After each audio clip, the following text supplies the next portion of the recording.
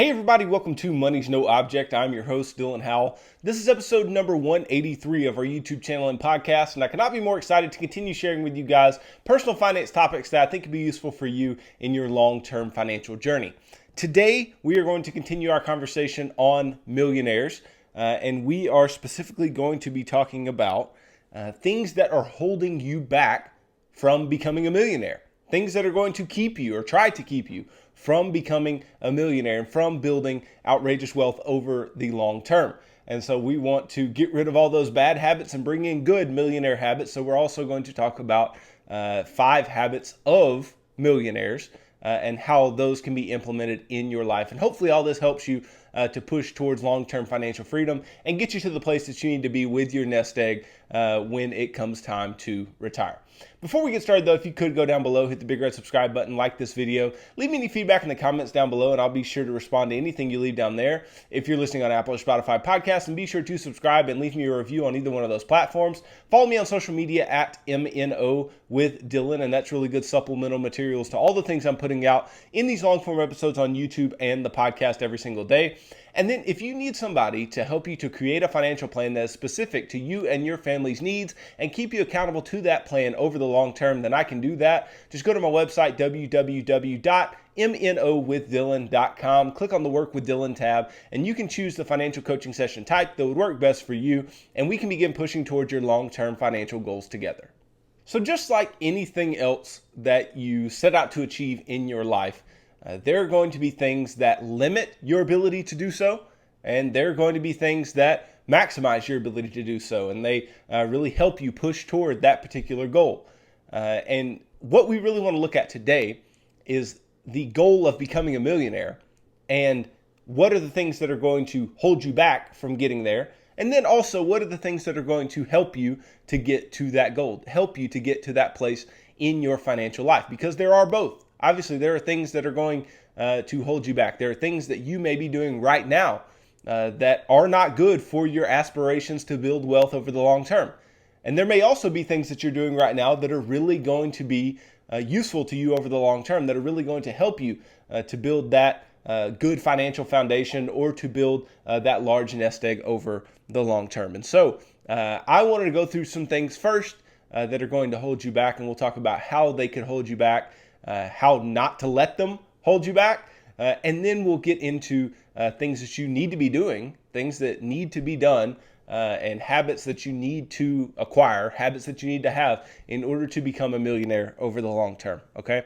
So first and foremost, the thing that could be holding you back is the thought process of, hey, if I work hard, even at a job that I hate, I'll get rich, right? If I work hard, I'll get rich.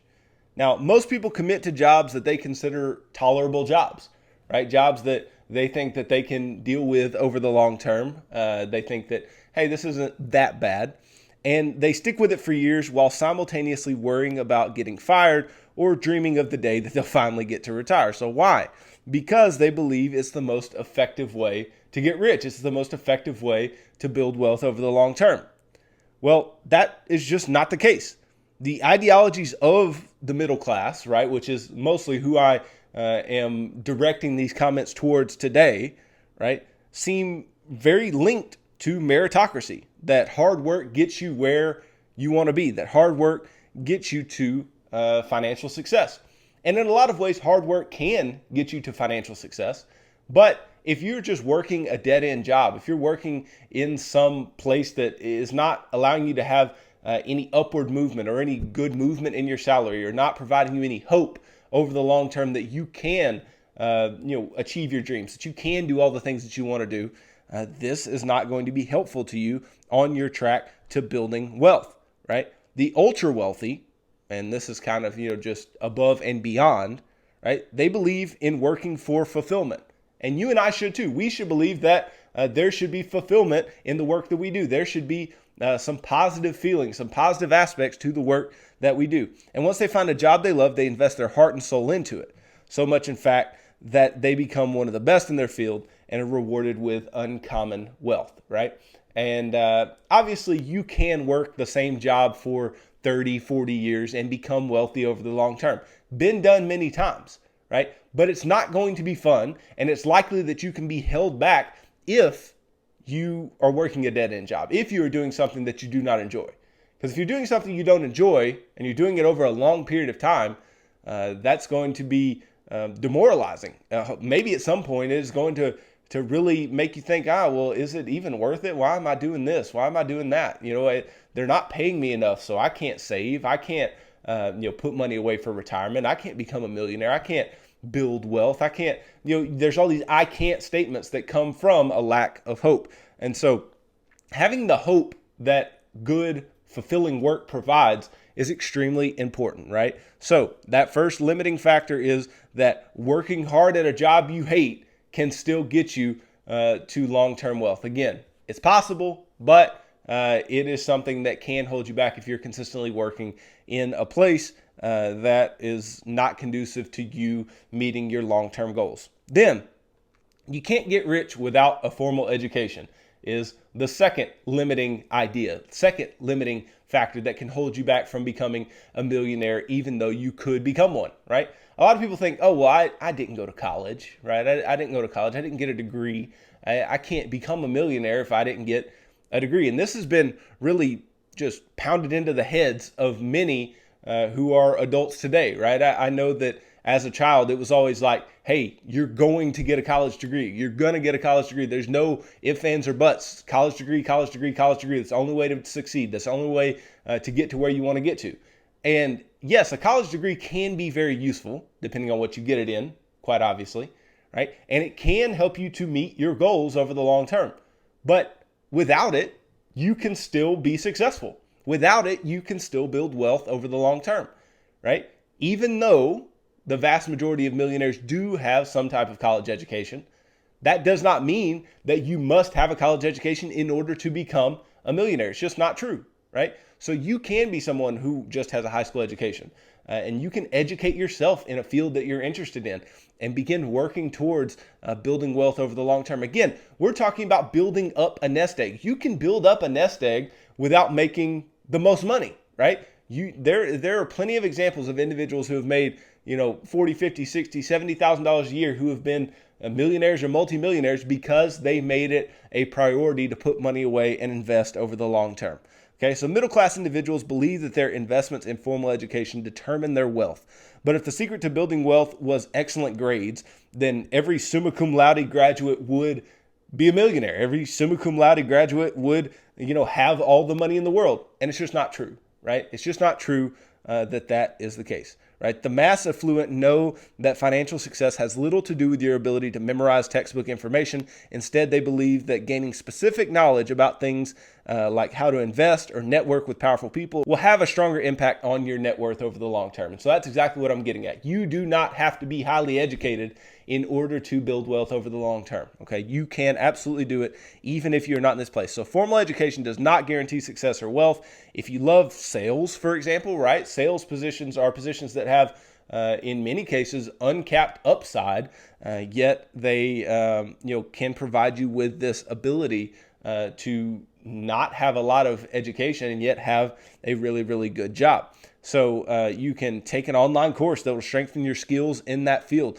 Bill Gates has credited much of his success to reading 50 books a year. So ask a money expert to teach you about investing and investing in stocks and putting money away for the future and learn, right? Just because you don't have formal education does not mean you cannot learn, right? So you still need to learn. Millionaires are avid learners, right? But that does not mean that they have to have formal education, okay? Even though many do, does not mean that it's necessary. So if you think, I haven't graduated college, I can't become a millionaire, it's not the case, okay? You absolutely can. You just have to learn in the right ways, in the right places. Then another limiting idea, another thing that is holding a lot of people back from becoming millionaires is the thought process, is the idea that getting rich is not up to them. Getting rich is not up to me, right? If I want to become rich, getting rich isn't up to me. The average person believes that getting rich is a privilege awarded only to a few lucky people, right? Most people who identify as middle class believe that whatever cards they're dealt, their effort and investments in education, professional skills, home ownership, all these different types of things determine how much money they will have. And it is simply untrue. This is not a country where where you start has to be where you finish. Although many people do start and finish in the same place, but a vast number of people still grow through the ranks, right? They may start somewhere where they don't have a lot of formal education, they don't have a lot of opportunities, they're struggling, but they can still make it based on their drive, based on their determination, based on their willingness to work hard. Okay, getting rich is up to you. Building the millionaire nest egg and the millionaire portfolio you want to build is up to you. It's not up to me. It's not up to luck. It's not up to just, oh, you got an opportunity that I didn't get. No, you can still do it, right? I know some people get more opportunities. It's true, right? There is not an equality of outcome in society, right? Not everybody gets the same outcomes, and not everybody gets the same lucky breaks, right? But we all have the opportunity to go out and try. We all have the opportunity to go out and put our best foot forward and try to get to the goals that we have over the long time. Now, the ultra wealthy know that in a capitalist country, they have the right to be rich if they're willing to create massive value for others. They ask, if I serve others by solving problems, why shouldn't I get a fortune in return? Why shouldn't I be able to build a large nest egg in return? And since they have that belief, their behavior moves them towards the manifestation of their dreams. So this is really the idea of having an abundance mindset versus a scarcity mindset, right? Having an abundance mindset means that you believe that there's enough out there for everybody, that it's not just up to luck or chance that you can become a millionaire, that you can go out and work and there's enough out there for you to go earn, right? But the scarcity mindset is the mindset that, oh, well, I was born in this small town and I didn't have these opportunities and blah, blah, blah, blah, blah, or I was born, in a poor family or whatever, right? Excuses, right? You can do it if it is what you want to do. Just go out and you have to put your best foot forward. You have to put your effort into doing the things that you want to do over the long term. Now, this may force you to change your mindset from the paycheck to paycheck mindset into thinking bigger, thinking about how you can make an impact, thinking about how you can do things over the long term. Yes, there are short-term things you have to do to get your personal finances right, and we talk about those on a day-to-day basis. But over the long term, if you want to change your outcomes, right, your long-term outcomes, you have to change the way you think. You have to change the way your mindset is around things like building wealth, things like being able to save and invest over the long term, things like the education or lack thereof that you had as a child. So all these things can be limiting to you in your ability to build long-term wealth if you allow them to be. Now, another limiting thought, another limiting idea of the middle class is that extreme wealth changes people for the worse.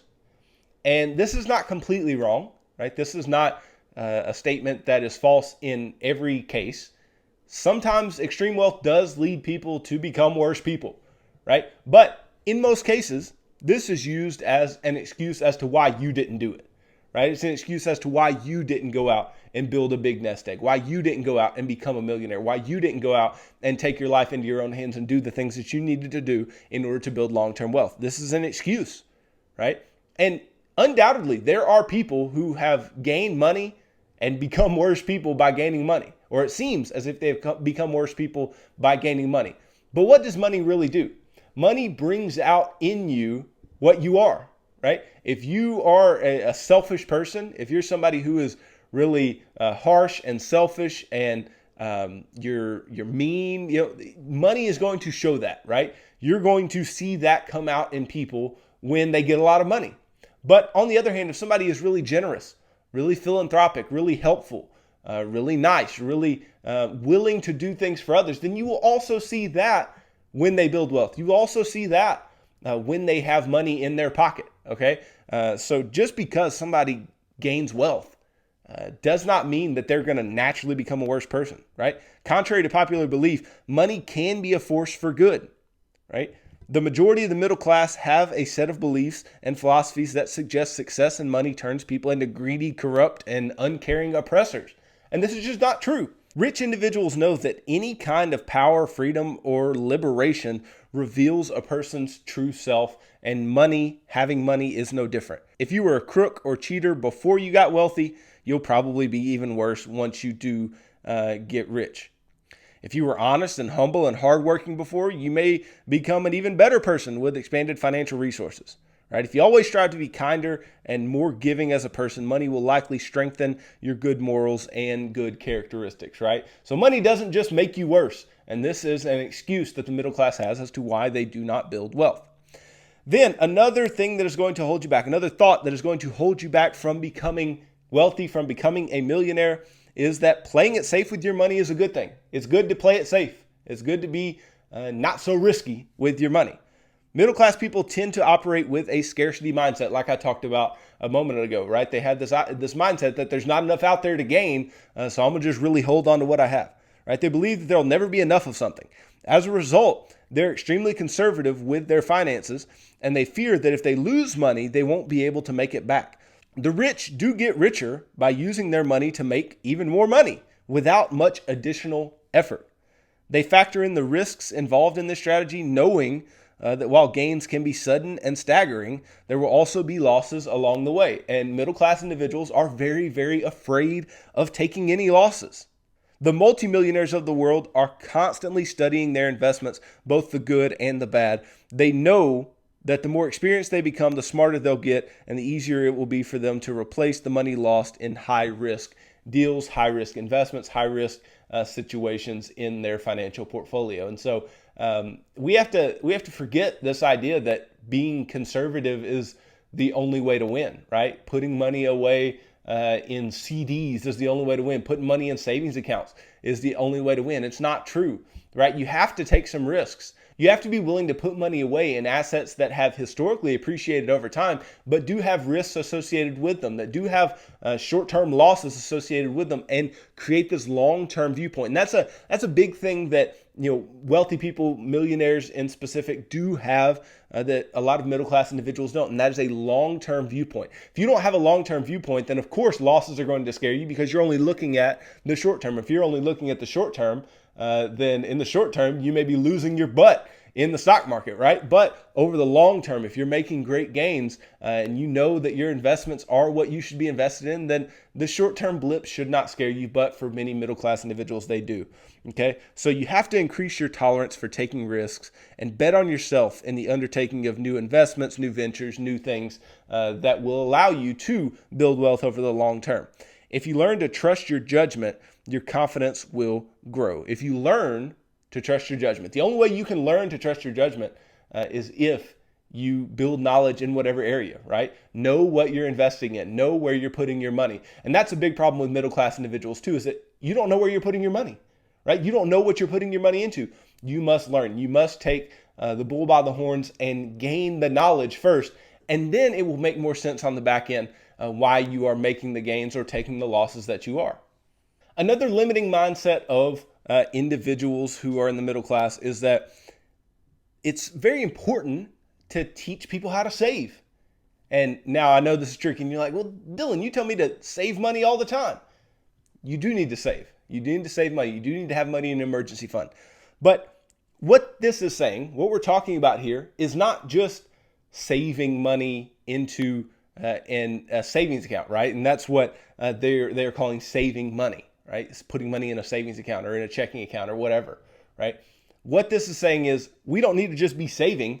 We need to be investing. We need to learn how to increase our money. We need to learn how to put money away in a way that is not just leaving it sitting there, right? We need to learn how to increase our assets, build our assets over the long term, and not just allow them to remain stagnant. So solely focusing on saving money is a secret downfall of the masses. It's not that saving is bad. Again, it's not that saving is bad. But a T. Rowe Price survey in 2018 showed that of more than 1,000 young adults, ages 18 to 24, 30% said it wasn't until after they turned 15 that their parents taught them about money. And of that group, 82% said they mostly learned how to save and be frugal. And so saving and being frugal is very important, but this is not the only thing. You have to learn to increase. You have to learn to put money away for the future and allow that money to grow. Rich people say that money is a dynamic medium of exchange for goods and services and should circulate and grow. And they pass that point of view on to their kids by teaching them to invest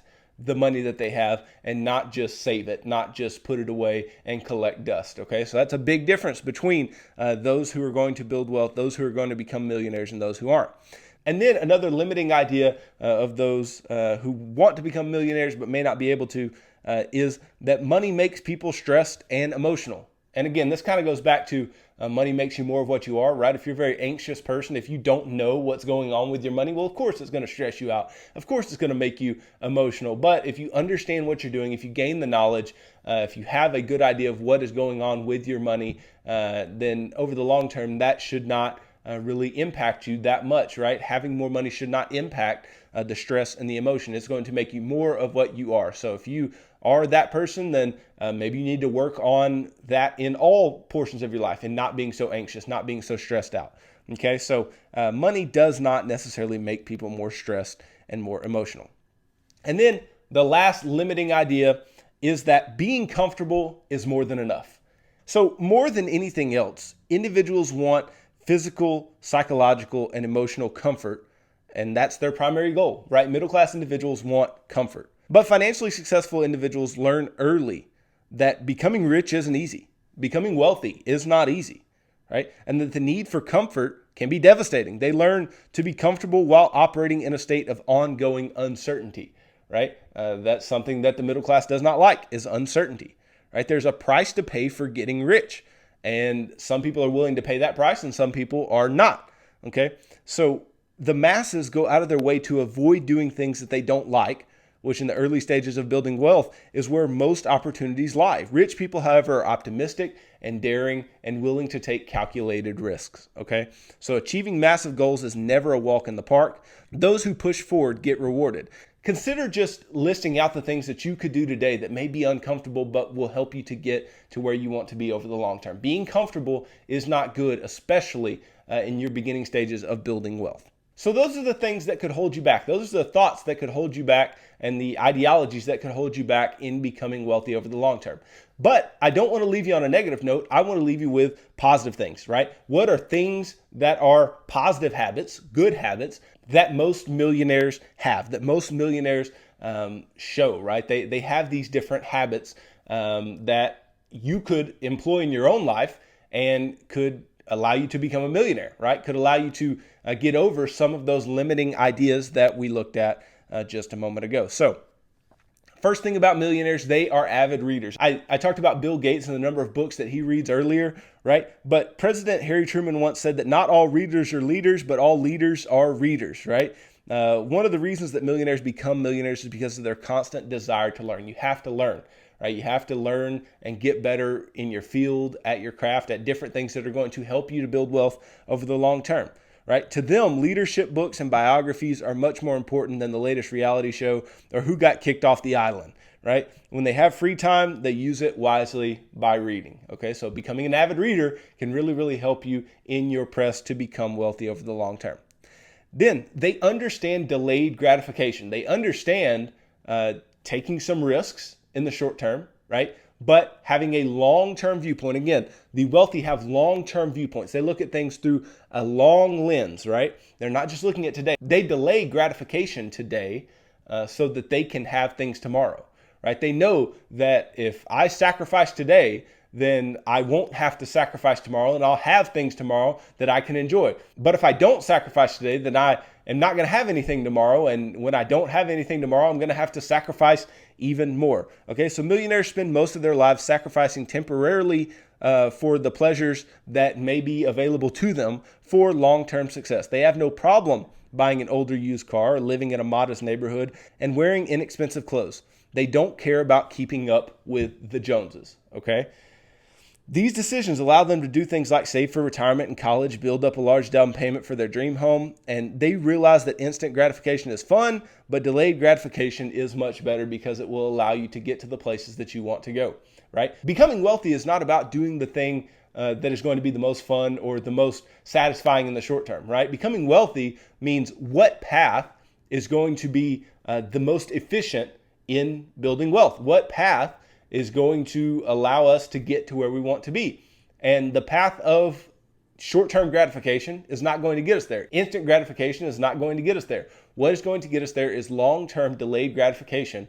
And becoming a millionaire is very, very possible if you can employ that. Millionaires spend most of their lives sacrificing, right? That was a line I said a moment ago. Millionaires spend most of their lives sacrificing. And if you're willing to do that, right, it doesn't mean that you can't enjoy your life. It doesn't mean you can't do things that you enjoy and have fun. It just means that you are going to have to sacrifice along the way. You're going to have to do things that may not be the most fun or the most delightful use of your money in the short term, but you know that it's going to be most beneficial in the long term. Now, overall, millionaires also stay away from debt. One of the biggest myths out there is that the average millionaire uses debt as a tool, and that is just not true, right? If they want something that they can't afford, they save and pay cash for it later. Again, delayed gratification. Car payments, student loans, same as cash financing plans, these just aren't a part of their vocabulary. That's why they win with money. They don't owe anything to the bank, so every dollar that they earn always stays with them to spend, save, and give over the long term. So if you don't have debt, then you have more options with your money. You are more financially free. You can do things that you want to do with your money and make choices over the long term. Debt is the biggest obstacle to building wealth, right? You need to avoid it like the plague. Right? Debt is going to hold you back. It is going to strain your cash flow over the long term. And if you are having to constantly just pay out your cash flow to the creditors that you owe money to, or the banks that you owe money to, and you're getting them richer and richer, and you're getting nowhere because you're not making any traction. You don't have any cash flow to make traction with, right? But if you can be out of debt, then you can start taking those calculated risks we talked about earlier. You can start investing money. You can start doing things that are going to get you to where you want to be over the long term and not just sitting wherever you're at. Now, millionaires, even though it's boring, they also plan and they budget, right? Your budget is your plan. And you can't build $1 million net worth without a plan, people, right?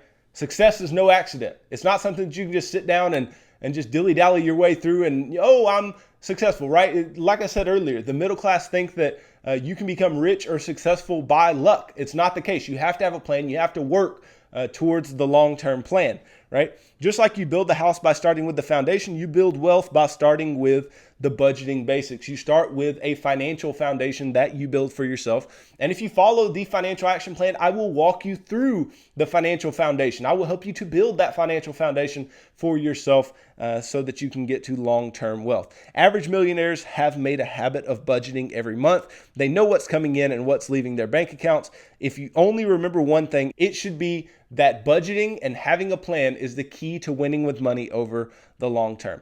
And then what is one last habit of the rich? What is one last habit of the millionaires, right, that there are in the U.S. today? They're generous. They give, right? Sure, some rich people can be selfish. They can be jerks, right? They can only be looking out for themselves.